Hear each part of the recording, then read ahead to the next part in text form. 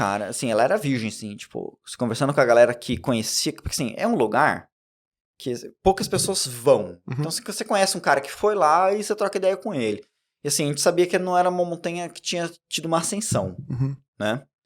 Então era uma montanha, entre aspas, virgem. Quando a gente chegou no cume, cara, eu encontrei um totem, né?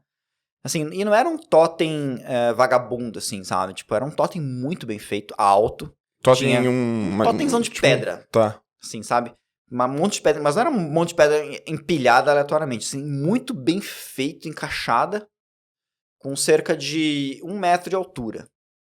Perfeita, assim, sabe? Caralho.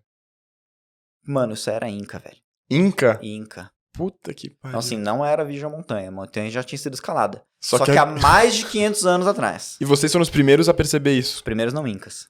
Que louco. Né? E assim, quando a gente começou esse projeto, e quando eu comecei a escalar montanhas menos famosas, montanhas mais remotas, montanhas que não vai ninguém, eu comecei a perceber muitos vestígios de ascensões incaicas. É mesmo? De pessoas que nunca tinham percebido isso porque nunca tinham subido? Tem muita montanha que a galera nunca tinha percebido. Tem muita montanha que a galera não frequenta mesmo, né? E tem outras montanhas que realmente já é sabido e famoso. Tá. Então, por exemplo, tem uma montanha aqui nos Andes que chama-se Yuyayaico, ou Jujajaico no sotaque argentino. Ela fica na fronteira entre Argentina e Chile, entre a província de Salta, né, lá no norte. Ela é a 7ª montanha mais alta dos Andes, tem 6.735 metros de altitude. E quase no cume dela tem o sítio arqueológico mais alto do mundo, a 6.700 metros de altitude. Tá. Então você chega ali no cume, tem umas casinhas feitas de pedra, e do lado dessas casinhas foi escavado um sítio arqueológico em 1999 e foi retirado de lá 3 crianças incaicas em estado perfeito de conservação. Jura por Deus? Porque é muito frio, né? Exatamente. É um lugar assim que essas crianças foram enterradas, né, de acordo com as pesquisas arqueológicas, por volta do ano de 1490, não é? E, mesmo passando mais de 500 anos, elas estavam em estado perfeito. Eles moravam lá? Não, nunca moravam. O que acontece? Os Incas, eles realizavam um ritual chamado Capacocha, que era um ritual de oferenda aos deuses. Então, eles faziam sacrifícios. Tá. Então, essas crianças, elas eram crianças incaicas, crianças incas, né? Quando a gente fala Inca, a gente está falando da civilização Quechua. Quechua é aquela etnia indígena peruana, que eles são originários do Vale Sagrado, lá de Cusco, né, no Peru. Então, os caras começaram ali a civilização deles, né, o império deles, e se expandiram para os Andes inteiros. Uma questão de 30 anos, dominavam do Equador até a região de Mendoza, na Argentina. Só que quando os espanhóis chegaram, eles estavam em declínio, né? E foi fácil para os espanhóis conquistar os caras, né? E aí os incas faziam esse ritual do Capacocha. Eles tinham uma admiração pelas montanhas. As montanhas eram sagradas para eles. Então eles subiam as montanhas porque as montanhas eram sagradas. Que louco.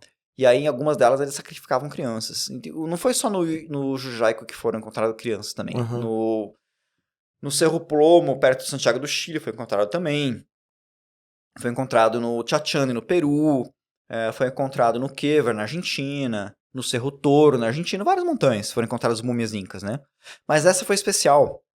Porque essas crianças, imagina, em 500 anos, velho, no cume do Jujaico, deve ter contado nos dedos os dias que fez mais de 0 grau.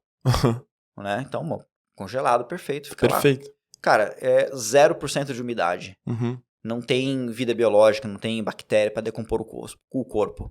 Estava mumificado perfeitamente. Cara. E junto com elas foram depositados um verdadeiro enxoval funerário. Cara, você tinha, além dos tecidos que envolviam elas, né, tecidos finos, você tinha brinquedos feitos de metais, né, de prata, de ouro, alguns objetos com penas de aves da Amazônia, pente com osso de baleia do Equador. Uma coisa de louco, cara. E quando você encontra, por exemplo, esses totens que você encontrou, você avisa, sei lá, algum lugar para que eles vão lá fazer pesquisas? Como que acontece isso? No norte da Argentina, existe um museu de arqueologia de alta montanha, né? Que existe um arqueólogo famoso, né? 2 arqueólogos famosos que praticam montanhismo, um deles a Maria Cristina a Cerutti, que tem alguns livros, né, a respeito, e também agora me fugiu o nome desse montanhista, é um cara, um argentino famoso. Qualquer coisa me passa, eu ponho aqui escrito. Que sobe montanha, ele escalou inclusive montanha de 8.000 metros e tal. E assim, a gente tem boa penetração com eles, conversamos com várias pessoas que também se dedicam a isso, né?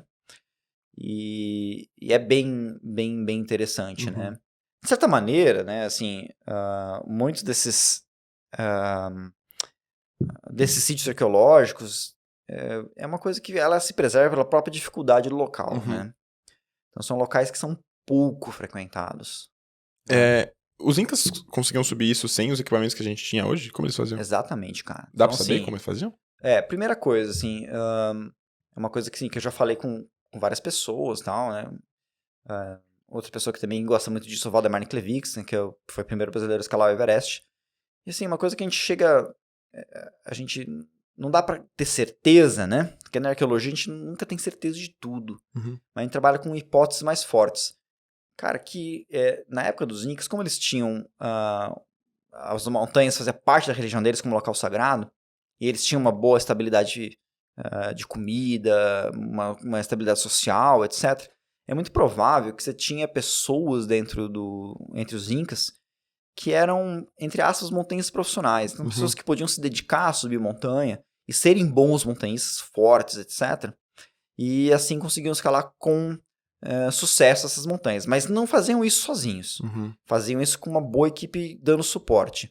Lá mesmo no Jujaico, ao longo da rota que a gente sobe até o cume, a gente encontra vários refúgios, né? São construções de pedra, né? Que eram, entre aspas, as barracas deles. Então eles, imagina, subia um grande número de pessoas, e chegavam em um certo local, essas pessoas rapidamente conseguiam empilhar algumas pedras, fazer uma casinha de pedra, e botar um telhado ali de palha. Tá. E aí eles subiam com o quê? Então, assim, primeiro, eles subiam com... não tinha saco de dormir, então eles usavam peles de animais, peles de vicunha, né?